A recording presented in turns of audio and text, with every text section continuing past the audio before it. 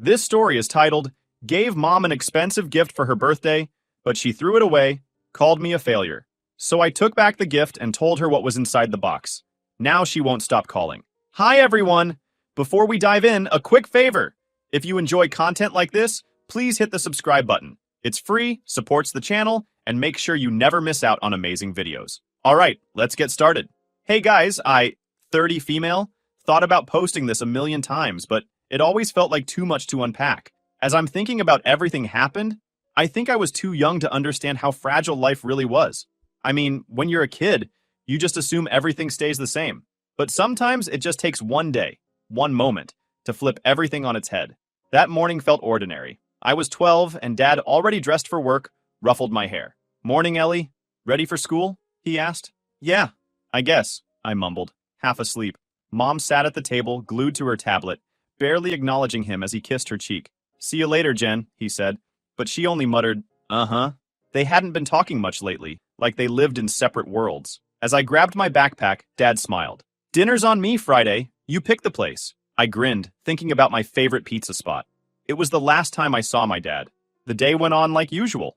I sat through classes doodling in my notebook instead of paying attention. Then suddenly, during my last class, the principal came and asked me to follow her to her office. When we got there, Mom was already sitting in one of the chairs. She looked normal. She wasn't crying, but she was holding a tissue in her hand. Ellie, she started, your dad passed away today. I froze. Passed away? What did that even mean? What? I managed to ask. She sighed, like she didn't want to have to explain. He collapsed at work. They think it was a heart attack. My dad was only 43. He wasn't sick or anything. He was strong, always lifting heavy stuff at work and going on hikes with me during the summer. How could he just not be here anymore? Mom leaned over and patted my back awkwardly. I know it's hard, she said, like she was reading from a script. We'll get through this. That night, the house felt emptier than ever. I didn't understand how someone could just be gone. One minute he was there, drinking his coffee and cracking jokes, and the next, he wasn't. I couldn't sleep, so I wandered downstairs to get some water. That's when I heard Mom talking on the phone in the living room. She was talking to her friend, and I heard her saying, Honestly, Marlene, she said, this might be a blessing in disguise. Being a widow is so much easier than going through a messy divorce. She kept talking, and I couldn't help but listen. Now I don't have to deal with lawyers or splitting anything. The house is mine. The savings are mine. I'll just play the grieving widow for a while. It's not like anyone will question it. I felt like I was going to throw up as I stood there in the dark hallway. Was this real? Did my mom just say that? She laughed, a smug laugh, and I had to clamp my hand over my mouth to keep from screaming. I couldn't believe what I was hearing. My dad, the man who had done everything for her, was gone, and she was already thinking about what she could gain from it. The funeral was a blur. I wore a black dress that didn't fit quite right because we'd bought it last minute. People kept coming up to me saying how sorry they were, how much Dad meant to them. Mom sat at the front, dabbing her eyes with a tissue every so often. To everyone else, she looked like a grieving widow. Aunt Marcy was the only one who seemed to see through it. She pulled me aside after the service and hugged me tight. You're going to be okay, Ellie, she said softly. You're stronger than you know. I wanted to believe her, but I wasn't sure how. After the funeral, the house felt like a ghost town. It wasn't just Dad's absence that made it feel empty, though that alone was like a giant hole in the middle of everything. But something heavier lingered. Mom couldn't even look at me without her face twisting into something between disgust and pity. You look just like him, she snapped once. No wonder you're so awkward. She treated me like I didn't belong, as if everything I did was a reminder of the life she wanted to erase. The more she threw herself into cleaning out Dad's things and redecorating the house, the clearer it became. She wasn't just grieving. She was rebuilding. And I wasn't part of the blueprint. The day after the memorial, Mom started making changes. She went through Dad's closet, pulled out all his clothes and dumped them in black trash bags. A week later, she started talking about making renovations to the house. We need to move forward, Ellie, she said one morning over breakfast. The living room could really use a fresh coat of paint. Maybe something brighter, more cheerful. Every time I tried to stop her, she brushed me off. So I kept silent. As the weeks went on, the changes kept coming. It was like she was erasing him, bit by bit, until there was nothing left. I tried to talk to Aunt Marcy about it one night when I stayed over at her house. She's acting like Dad didn't even matter. Marcy said, Your mom's always been complicated, she said carefully. I know this isn't easy for you, Ellie, but just remember, you're not responsible for how she copes. You've got to focus on yourself, okay? I nodded, but her words didn't make me feel any better. 3 months after Dad's memorial, my mom decided to surprise me. We were eating dinner together, just the two of us, like always. So, she started, not looking up. I've been seeing someone. I gave her a glare. I was totally shocked. What? She glanced at me and said casually, I met someone at work, she said, like it was no big deal. His name is Mark. He's very kind and stable. I think you'll like him. I stared at her. So you're dating? Yes, Ellie, she said, rolling her eyes. I'm not dead. I remember feeling disgusted at that moment. I didn't know how to respond. It had been just 3 months since Dad had died, and she was already moving on like he'd been a phase in her life instead of her husband. And just like that, I started coming home to find Mark having dinner with my mom. Mark was a middle-class guy with a steady job. He wasn't flashy or wealthy, but he could afford things we usually didn't, like brand-name sneakers for his kids, or the occasional weekend trip to the mountains. It was clear Mom saw potential in him, not just as a partner, but as someone who could elevate her life in ways Dad never could. She latched onto him quickly, her behavior shifting almost overnight. Suddenly, she was cooking elaborate meals, the kind we never had growing up. Mark had 2 kids from his previous marriage, which he mentioned casually the first time we met. He said it like it was no big deal, but the moment stuck with me. I couldn't help but wonder what they were like and how they fit into this new dynamic. Dinners quickly became awkward. Mom laughed at all of Mark's jokes, her laugh a little too high-pitched and forced, and she kept glancing at me like she was waiting for me to join in. Mark, on the other hand, didn't say much to me. He kept his distance, only asking a few questions about school before going back to his meal. Over time, I got used to him being around, even if it still felt off. He wasn't mean or unkind, just distant. I didn't know if it was intentional or if he just didn't know how to connect with me. Either way, I learned to keep my interactions with him surface level, nodding and answering when necessary, but never offering much. Then, one evening, everything shifted. Mom announced it. Ellie, Mark and I are getting married, she said, smiling like a teenager. Isn't it wonderful? I didn't know what to say. It wasn't wonderful. It wasn't even okay. But Mom was looking at me with that expectant expression, the one that told me she wasn't asking for my opinion. She was telling me how I was supposed to feel. That's great, I said, forcing a smile. Mark and Mom got married in a small ceremony a few months later. My mom seemed lighter, happier, like she was trying on a new personality that fit better than the one she'd had with Dad. After the wedding, Mark and his kids, Bryce and Olivia, moved into our house. That's when everything really started to change. When Mark and his kids moved in, Mom threw herself into making them feel at home. New clothes, fancy meals, even redecorating their rooms, while I was left with hand-me-downs and silence. I've done enough for you, she'd say whenever I asked for anything. Why don't you try earning your keep for once? It was clear she was building a new family, and I wasn't part of it. Bryce and Olivia were close to my age. Bryce was 14 and Olivia was 13, but we couldn't have been more different. They both came with a lot of stuff: designer clothes, high-end electronics, and a sense of rudeness that took up more space than their luggage. Within a week, Bryce had claimed the second largest bedroom in the house, and Olivia had turned my old art corner into her creative studio. Mom didn't ask me how I felt about any of it. We need to make them feel at home, she said when I tried to bring it up. Don't be selfish, Ellie. I wasn't trying to be selfish. I just wanted to feel like I still mattered in my own house. Life with Mark and his kids quickly turned into a balancing act, where I was the one constantly left off the scale. Mom changed a lot. She was always running around doing things for Bryce and Olivia, taking them to soccer games, helping with school projects, buying art supplies, and I was left to fend for myself. Mark wasn't much better. He treated me like an afterthought, someone who was there but didn't really matter. He'd pat my shoulder and say things like, "Hey, kiddo," but he never tried to get to know me. Most of the time, he was too busy doting on Bryce and Olivia to notice I existed. By the time summer rolled around, I'd started spending more and more time at Aunt Marcy's house. Her little cottage felt like a safe haven, a place where I could just exist without feeling like I had to fight for space. Marcy said one evening, watching me unpack my overnight bag for what felt like the 100th time, "You don't deserve this. You know that, right?" I nodded, but deep down, I wasn't so sure. At home, things continued to get worse. Mark started taking the family on trips, but I was never invited. "You'll just be bored," Mom said when I asked why. "Besides, someone needs to take care of the house while we're gone."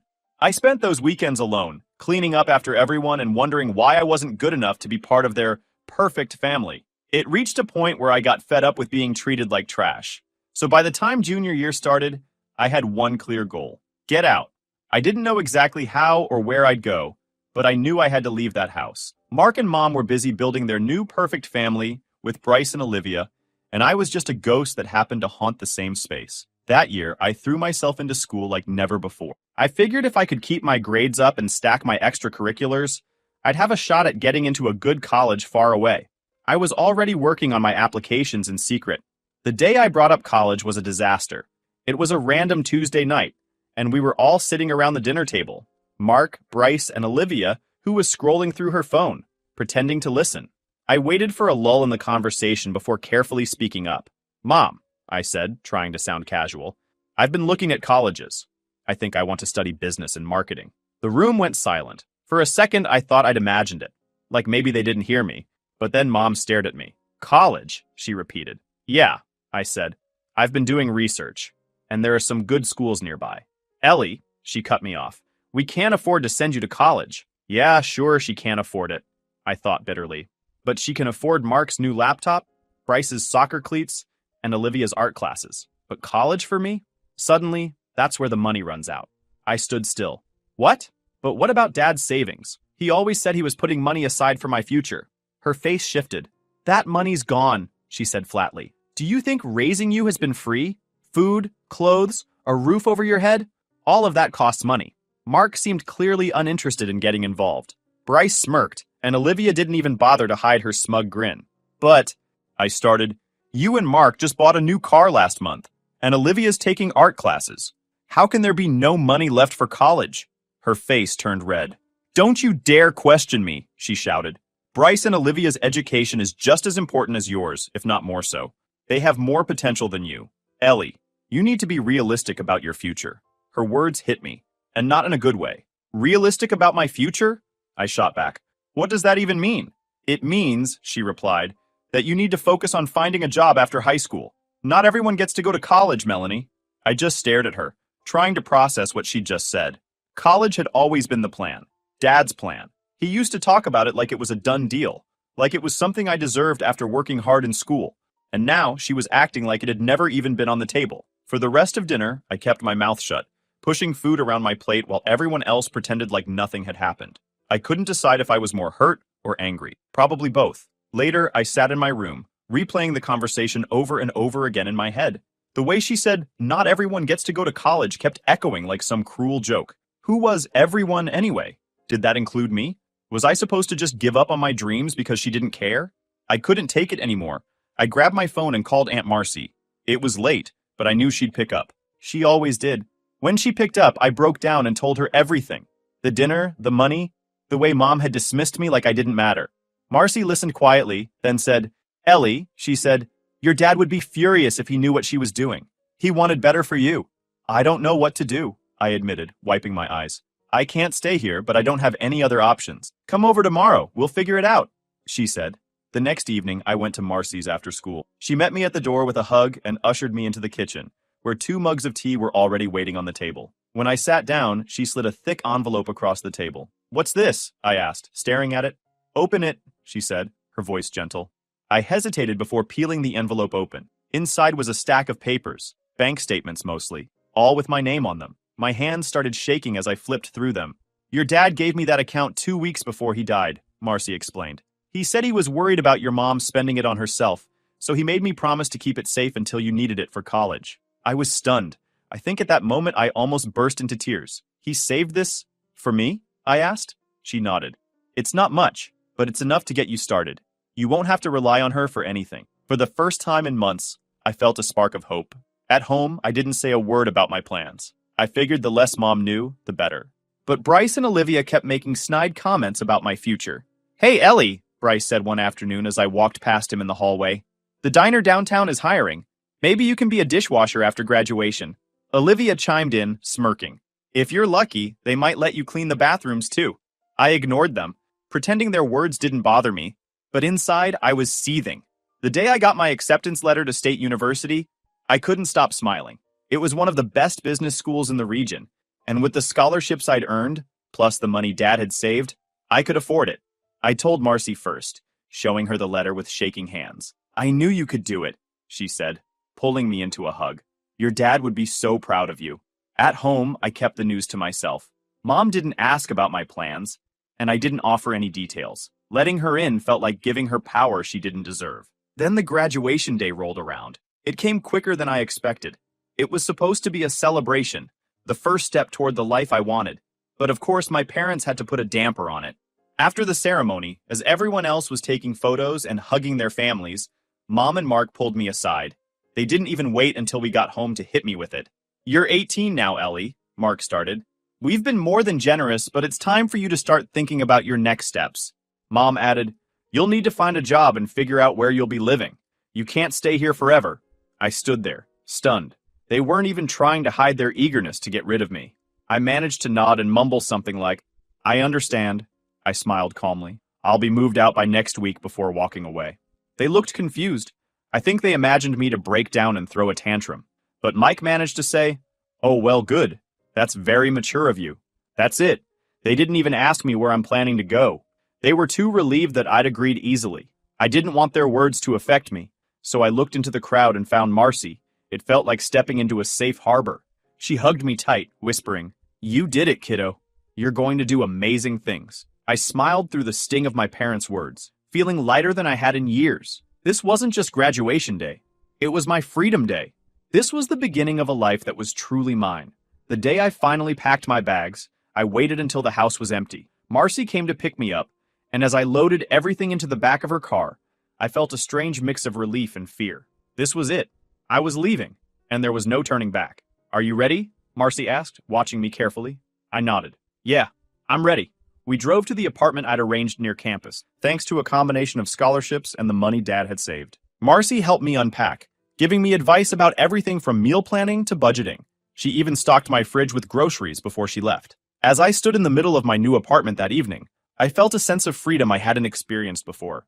The next few months were a whirlwind of classes, part-time work, and navigating life on my own. My university wasn't too far from home, but it felt like a completely different world. I made a few friends, including my roommate, Kayla. She was bubbly and outgoing, the kind of person who could make friends in a room full of strangers. One night, Kayla and I were sitting in our shared kitchen, eating noodles and talking about our families. "What about your parents?" she asked. I hesitated, unsure how much to say. "It's complicated," I replied. She nodded. "I get that. Families can be messy." That was the thing about Kayla. She didn't push. She accepted my vague answers without prying, which made it easier to open up over time. After my first semester, I finally started to feel settled. Between classes, my internship at a small marketing firm, and weekends working at a cafe, I stayed busy and away from thoughts of home. The internship was a turning point. My boss once said, "Ellie, you've got a good eye for this kind of thing. Stick with it, you've got potential." Hearing that from someone outside Marcy was the confidence boost I didn't know I needed. By senior year, I had worked my way up to a part-time role as a junior account manager while keeping my grades high. Graduation day felt surreal, with Marcy cheering louder than anyone. Soon after, I landed my first full-time job at a reputable mid-sized firm, and the opportunities only grew from there. Then came the biggest surprise. My boss called me into her office one morning. I figured it was about one of the projects I'd been leading, so I walked in with my notebook ready to take notes. Instead, she slid a folder across the desk with my name on it and said, "We've been watching your work, and the board agrees. It's time." I blinked, unsure what she meant, until she added, "We're promoting you to Senior Marketing Director." Congratulations! I opened the folder, and there it was, the official offer. My eyes immediately landed on the salary, and I froze. I mean, I had to read it twice to make sure I wasn't seeing things. It was way more than I'd ever imagined. I tried to play it cool, but inside, I was freaking out. This wasn't just a pay bump. This was life-changing, and the perks felt like stepping into a new world. When my first bonus rolled in, I knew exactly what I wanted to do. My Honda Civic had been a loyal sidekick for years, but it was time to level up. I headed to the dealership and drove out in a black Mercedes I'd been dreaming about since college. By the time I was 30, I'd achieved more than I ever thought possible. I owned a beautiful condo downtown, drove my dream car, and had a job I loved. But most importantly, I'd built a life I was proud of. Despite everything I'd accomplished over the years, Mom hadn't reached out once. I wasn't surprised, but a small part of me had always hoped she might call or send a message, something to acknowledge my success. But silence was all I got. Sometimes, though, I found myself scrolling through their Facebook profiles, even though I knew it wasn't healthy. Mom's posts were carefully curated snapshots of a life she wanted the world to believe in. Bryce holding his soccer trophies, Olivia smiling next to her paintings, or family pictures from their latest trip to the mountains. There was never a single mention of it, as though I'd never existed. One day, I was scrolling through Mark's posts, which always made me laugh. He had this way of presenting himself like he was living the high life, though I knew better. There he'd be, standing next to his used SUV with captions like, "Hard work pays off. Feeling blessed to provide for my amazing family." I couldn't help but laugh as I read his posts while I parked in the garage of my luxury condo after closing a deal worth more than Mark probably made in a year. It wasn't that I wanted to mock him, but the gap between his performative wealth and what I'd quietly earned was almost comical. At that moment, a Facebook message popped up from my mom. It caught me completely off guard. "Ellie, it's your mother. My 53rd birthday is coming up next month, and I'm having a celebration at this fancy restaurant, Le Chateau. You've probably never even heard of it. It's not the kind of place people like you usually go to. Anyway, you'll attend, won't you? It's on the 12th at 7 p.m. Don't be late and don't embarrass me." I stared at the message, rereading it several times. The audacity was laughable. Did she really think she could summon me like nothing had happened? I debated ignoring the message altogether, but something held me back. Maybe it was curiosity, or maybe it was the urge to finally show her who I'd become without her. After sitting on it for a couple of days, I called Marcy. "She messaged me," I said as soon as she picked up. "Your mother?" she asked. "Yeah, she wants me to come to her birthday dinner next month. It's at some fancy restaurant." Marcy sighed. "Are you going?" "I don't know," I admitted. Part of me wants to just block her again, but another part of me, I don't know, I kind of want to go, just to see what she wants. "Well," Marcy said, her tone careful, "if you decide to go, make sure it's on your terms, not hers." Over the next few weeks, I thought about that message more than I wanted to admit. The memory of everything she'd said and done over the years was still fresh, but there was a strange satisfaction in the idea of showing up as the successful person I'd become, someone she'd never believed in. Eventually, I decided to go. Not for her, but for me. Since I couldn't go without a gift, I made sure to choose one carefully and wrapped it in a neat small box with a bow on top. The day of the party, I left work a little early to get ready. I pulled on a sleek Chanel black dress I'd bought for a work event, simple but elegant, and slipped into a pair of heels. This wasn't about proving anything to her, it was about proving it to myself. I took a taxi to the restaurant, leaving the Mercedes parked safely at home. Le Chateau turned out to be exactly what I'd expected. Over-the-top decor, dim lighting, and a menu that probably cost more to print than the food was worth. It's the kind of place that impresses people who'd never eaten at a truly high-end restaurant. It was nothing compared to the high-class restaurants I've been to in business dinners. The hostess led me to a private room where the party was already in full swing. When I walked in, the first person I saw was Mom, sitting at the head of the table in a sequined dress that sparkled under the chandelier. Mark was next to her, looking a little older, but just as smug as I remembered. Bryce and Olivia flanked them, laughing at something while sipping sparkling water. "Ellie," Mom said, as her eyes landed on me checking my dress. "You're late." I glanced at the clock on the wall.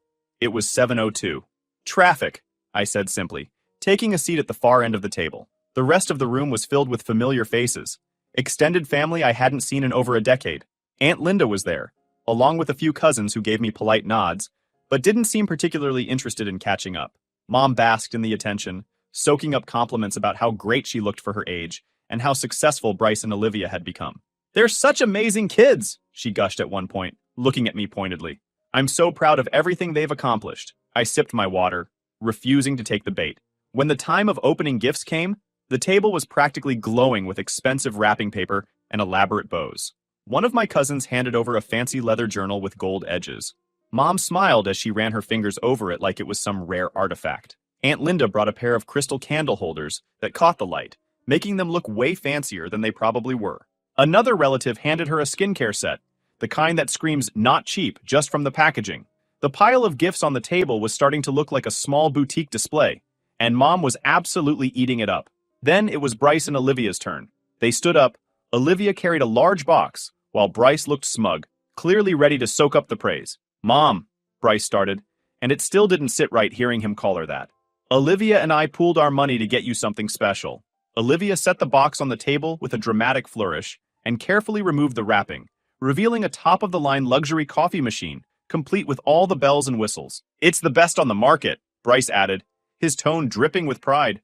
"We figured it would be perfect for your mornings." Mom gasped, her hands flying to her chest as she stared at the machine like it was a golden trophy. Within seconds, she was in tears, pulling both of them into a tight hug. "You two are just so thoughtful," she gushed. Finally, it was my turn.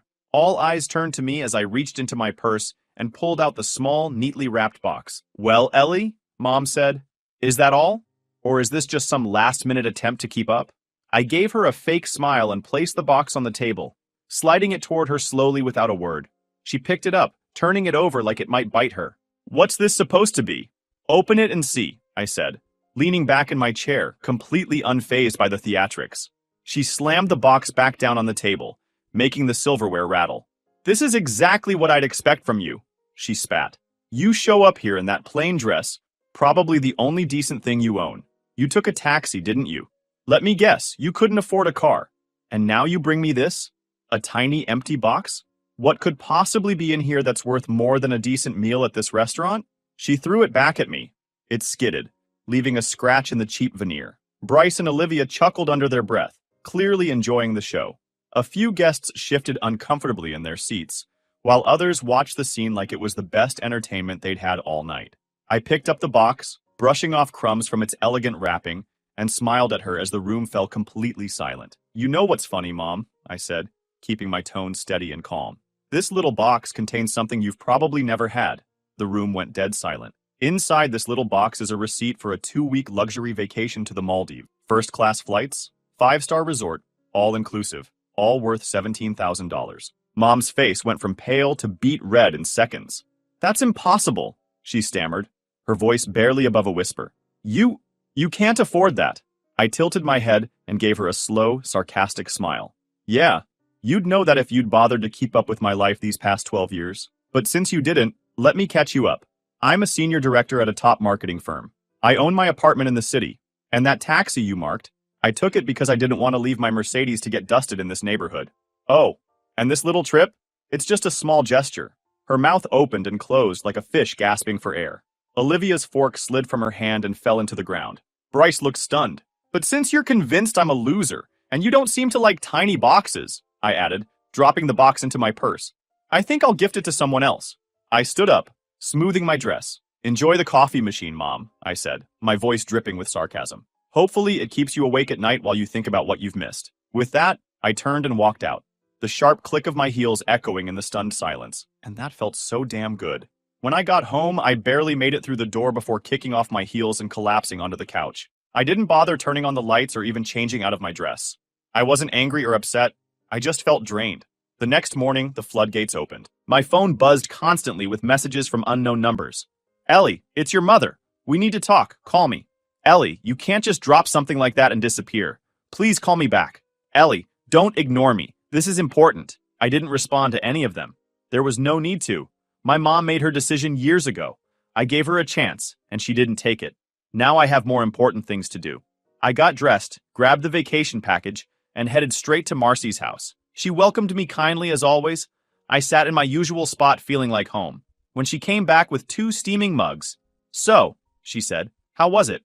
"Well, it was exactly what you'd expect," I said with a smile. She was her usual self. Nothing's changed. "And you? How did you handle it?" she asked. "Better than I thought I would," I admitted. I said what I needed to say, gave her a little reality check, and walked out before dessert. "Good," Marcy said, a hint of pride in her voice. "You didn't let her win." I reached into my bag and pulled out the vacation package. "This is for you," I said. She unfolded the papers, her eyes scanning the details. "Ellie," she said slowly, "what is this?" "It's a vacation package, 2 weeks in the Maldives. Flights, resort, everything. It's for you." "For me?" "Ellie, this can't be right. This is too much." "No, it's not," I said firmly. "It's exactly right. You deserve this, Marcy. You've done more for me than anyone else ever has. You've been my family, my rock. This is the least I can do to thank you." "Ellie," she said, her voice cracking, "you didn't have to do this." "Yes, I did," I said. "I wouldn't be where I am today if it weren't for you. You've been there for me every step of the way, when no one else was. Please let me do this for you." Marcy stared at me for a moment, her eyes filling with tears. Then, without a word, she leaned forward and pulled me into a hug. "Thank you," she whispered. "You have no idea how much this means to me." I hugged her back tightly, feeling a sense of peace settle over me. "For everything," I said softly. At that moment, I realized that Marcy had been my family in every way that counted, and I'd finally learned how to be there for myself too. That was the real gift out of all this. And yeah, that's my story. Thank you guys for sticking until the end.